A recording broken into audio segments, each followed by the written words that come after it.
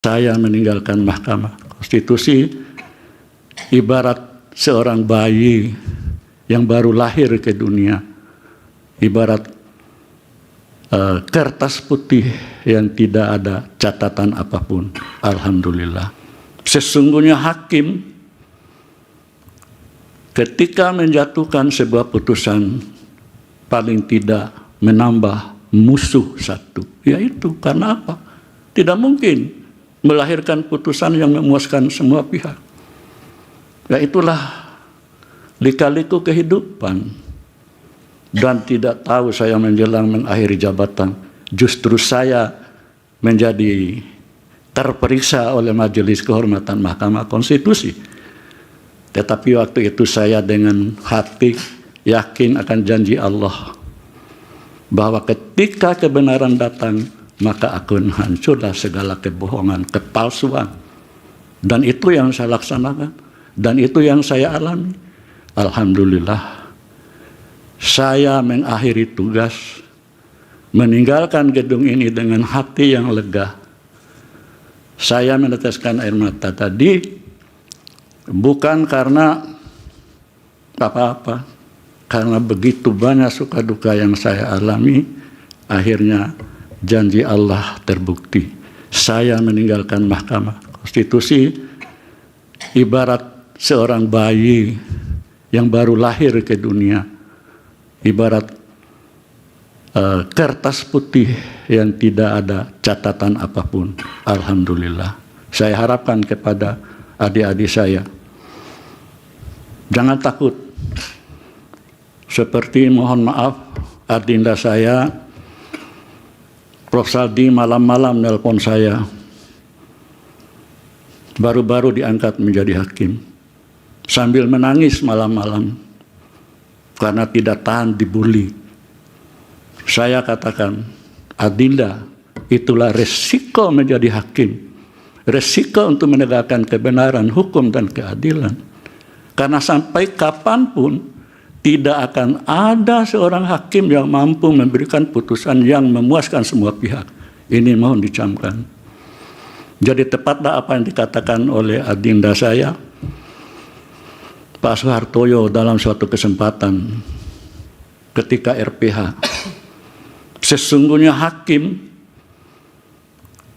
ketika menjatuhkan sebuah putusan paling tidak menambah musuh satu, yaitu karena apa?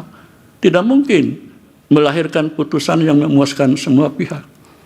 Perkara apapun, dari sejak zaman dulu sampai sekarang. Makanya seorang khalifah, ya, Abu Hanifah, berkali-kali dimasukkan ke penjara karena tidak mau menjadi hakim. Ditunjuk oleh khalifah.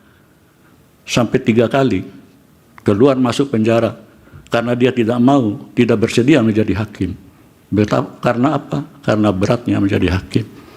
Jadi itu sekali lagi untuk adik-adik saya, karena saya tahu persis siapa Ananda Adis Kadir, dulu panggil saya Om, sekarang ya panggil Abang. Ya begitu juga Adi Lili, karena saya tahu persis, karena mereka hakim dari Mahkamah Agung, dan tentu saja adik saya yang mulia Pak Soehartojo.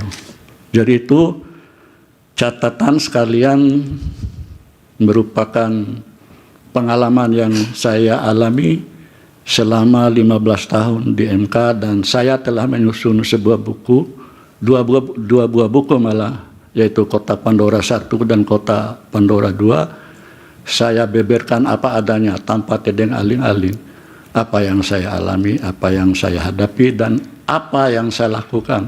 Saya tidak akan pernah mundur selangkah pun, secuil pun mundur untuk menegakkan kebenaran, hukum, dan keadilan. Karena itu amanah Allah Subhanahu wa Ta'ala.